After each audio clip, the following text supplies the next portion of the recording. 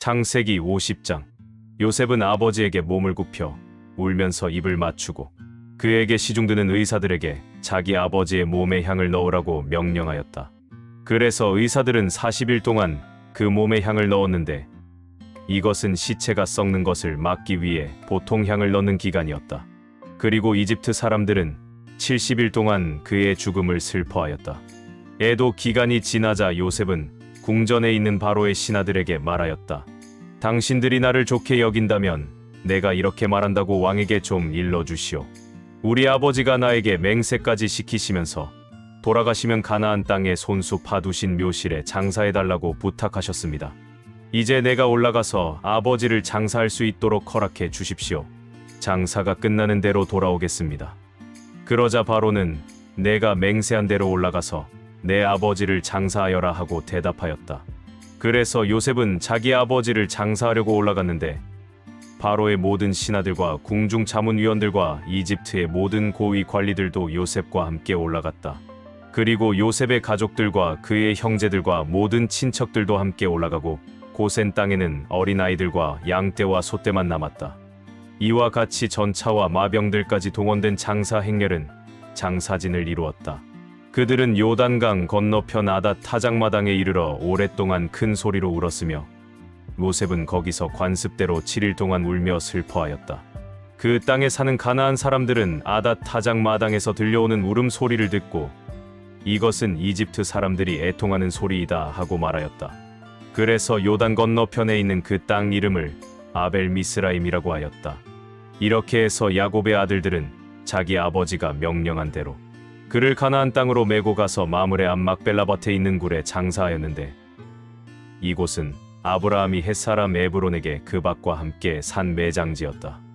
요셉은 아버지를 매장한 후에 그의 형제들과 그리고 장례식에 그를 따라간 모든 사람들과 함께 이집트로 돌아왔다. 요셉의 형제들은 아버지가 죽은 후에 만일 요셉이 지금까지 우리에게 앙심을 품고 우리가 그에게 행한 일에 대하여 복수를 한다면 어떻게 할까 하고 요셉에게 이런 전가를 보냈다. 당신의 아버지는 돌아가시기 전에 당신에게 이런 말을 전하라고 우리에게 지시하셨습니다.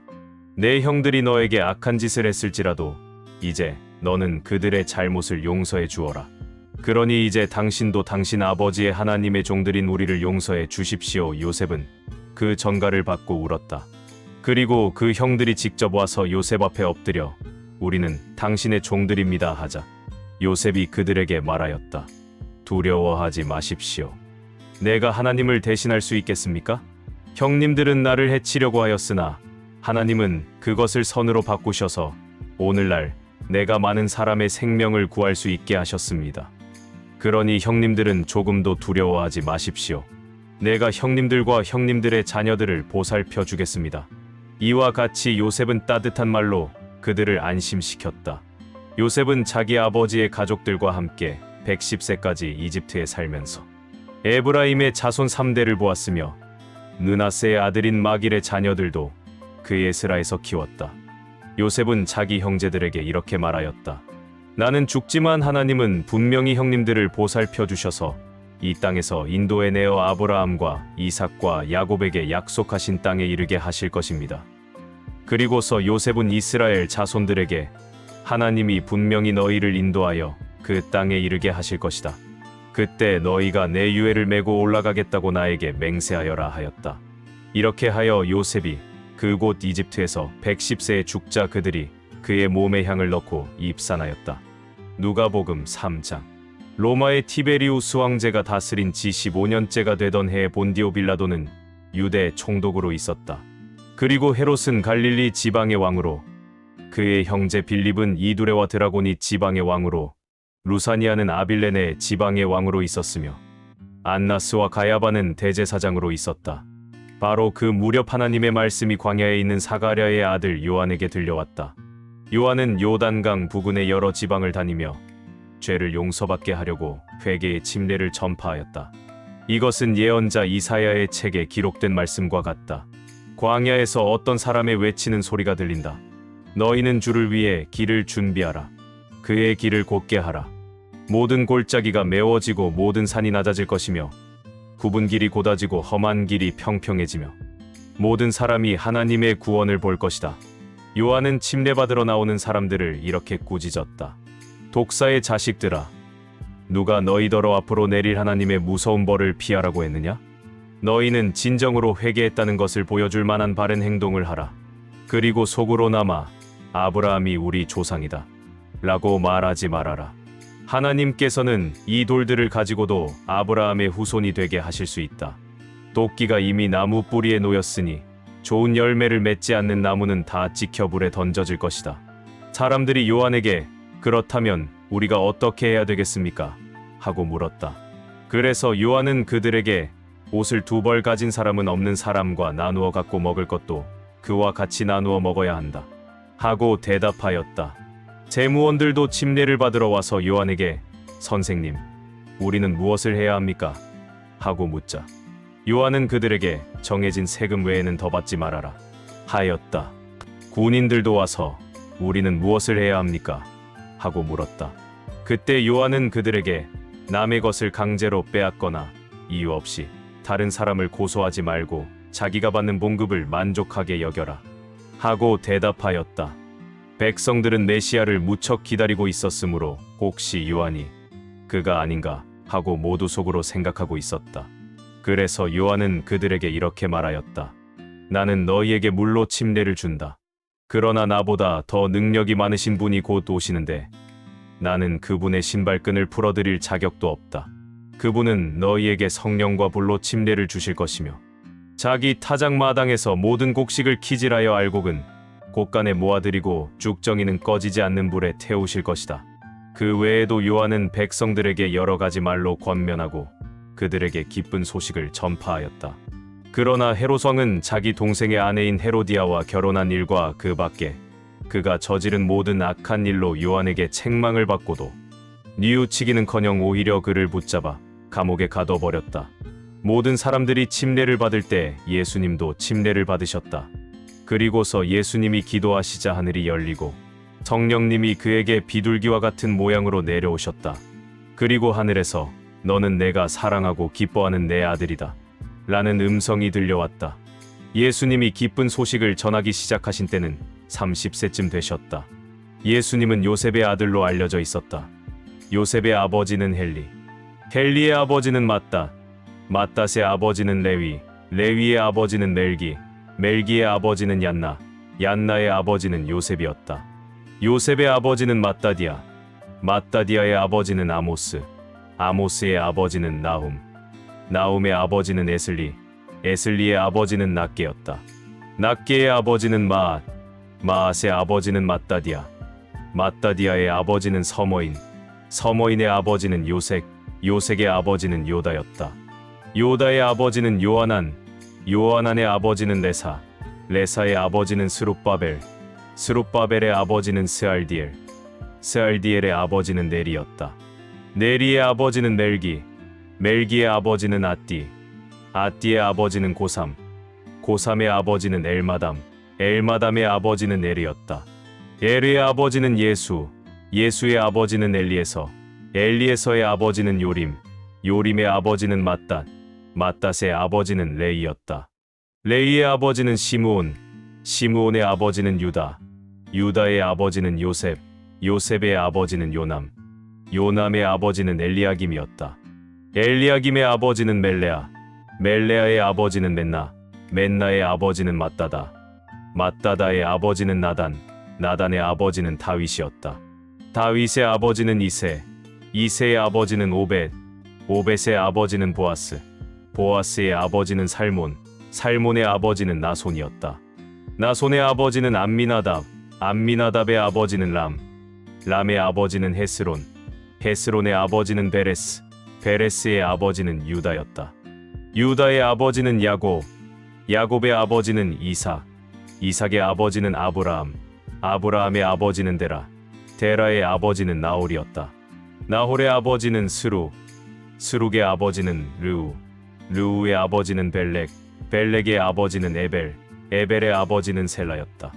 셀라의 아버지는 가이난, 가이난의 아버지는 아르박삿, 아르박삿의 아버지는 셈, 셈의 아버지는 노아, 노아의 아버지는 라멕이었다. 라멕의 아버지는 무두셀라, 무두셀라의 아버지는 에녹, 에녹의 아버지는 야렛, 야렛의 아버지는 마할랄렐, 마할랄렐의 아버지는 가이난이었다. 가이난의 아버지는 에노스, 에노스의 아버지는 셋, 셋의 아버지는 아담, 아담의 아버지는 하나님이셨다. 욥기 16장, 17장. 그러자 욥이 이렇게 대답하였다. 이런 말은 내가 전에 다 들었다.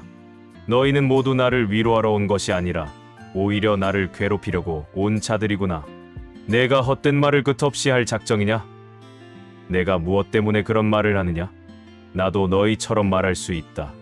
만일 너희가 내 입장에 있다고 하면 나도 얼마든지 말을 지어내어 너희를 괴롭히고 너희를 향해 머리를 흔들 수 있을 것이다.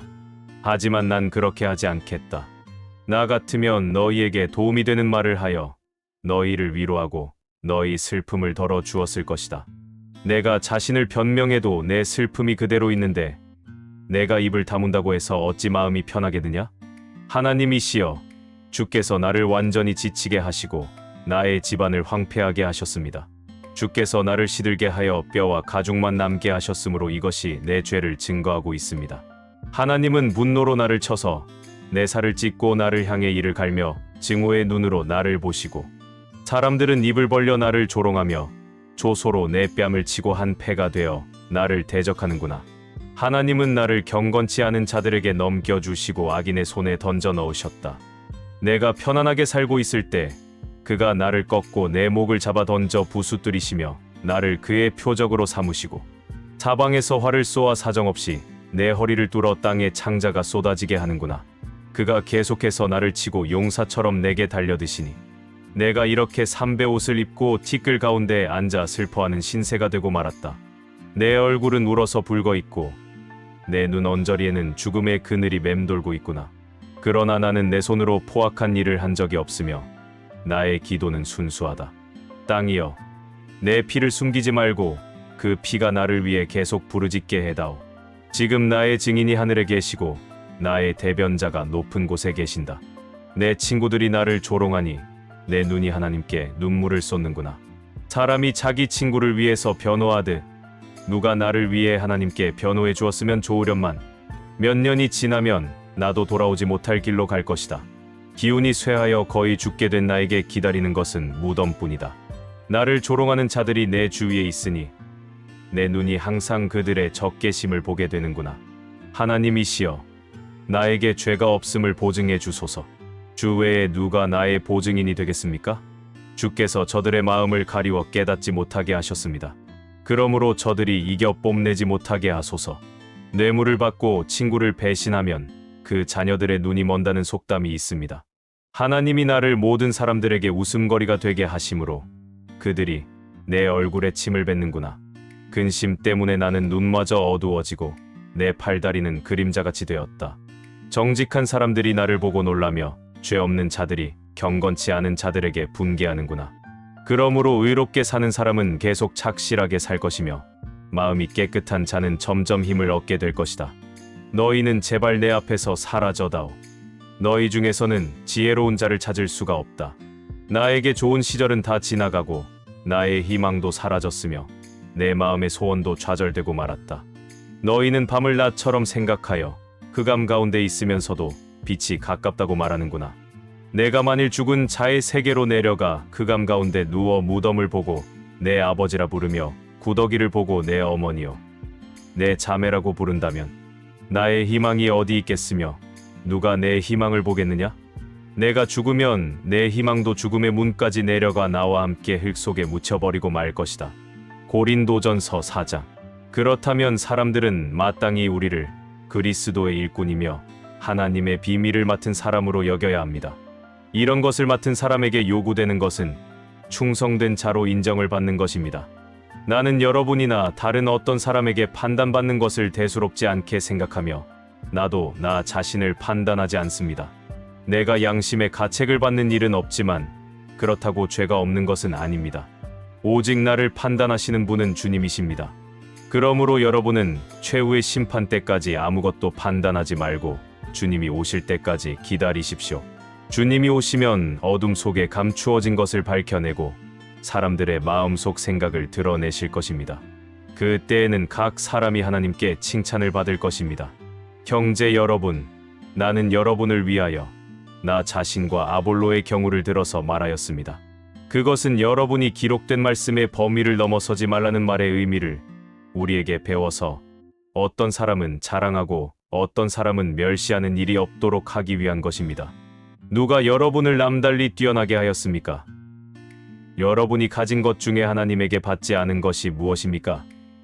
여러분이 가진 것이 하나님에게 받은 것이라면 어째서 받지 않은 것처럼 자랑합니까? 여러분은 원하는 것을 이미 다 얻었고 이미 부유해졌으며 우리 없이도 왕노릇하고 있다고 뽐내고 있습니다. 여러분이 정말 왕이 되었다면 좋겠습니다. 그러면 우리도 여러분과 함께 왕노릇할 수 있을 것입니다. 내가 생각하기에는 하나님이 우리 사도들을 사형장의 죄수들처럼 제일 천한 자리에 세우셔서 우리가 온 세상 사람들과 천사들에게 구경거리가 되었습니다. 우리는 그리스도를 위해 어리석은 사람이 되었으나 여러분은 그리스도 안에서 지혜로운 사람이 되었고 우리는 약하나 여러분은 강하며 여러분은 존경을 받으나 우리는 천대를 받습니다. 바로 이 시간까지 우리는 굶주리고 목마르고 헐벗고 매맞으며 집 없이 떠돌아다니고 생활비를 위해 수고하며 손수 일해왔습니다. 그리고 욕을 얻어먹어도 축복하고 핍박을 당해도 참고 비방을 받아도 좋은 말로 달래니 지금까지 우리가 세상의 쓰레기와 만물의 찌꺼기처럼 되었습니다. 내가 이것을 쓰는 것은 여러분을 부끄럽게 하려는 것이 아니라 내 사랑하는 자녀처럼 훈계하려는 것입니다. 여러분이 그리스도 안에서 스승은 얼마든지 모실 수 있으나 아버지는 많이 모실 수 없습니다. 나는 여러분에게 기쁜 소식을 전함으로 그리스도 예수님 안에서 여러분의 아버지가 되었습니다. 그러므로 내가 여러분에게 권합니다. 나를 본받으십시오. 이런 이유 때문에 내가 주님 안에서 신실한 나의 사랑하는 아들 디모데를 여러분에게 보냈으니 내가 각처의 모든 교회에서 가르치는 것과 일치하는 그리스도 예수님 안에서의 내 행동 원리를 그가 여러분에게 말해줄 것입니다. 여러분 가운데는 내가 여러분에게 가지 않을 것으로 생각하고 교만해진 사람들이 있습니다. 그러나 주께서 원하시면 내가 속히 여러분에게 가서 그 교만한 사람들의 말이 아니라 그들의 능력을 알아보겠습니다. 하나님의 나라는 말에 있는 것이 아니라 능력에 있기 때문입니다. 여러분은 어느 것을 더 원하십니까? 내가 매를 가지고 가는 것을 원하십니까?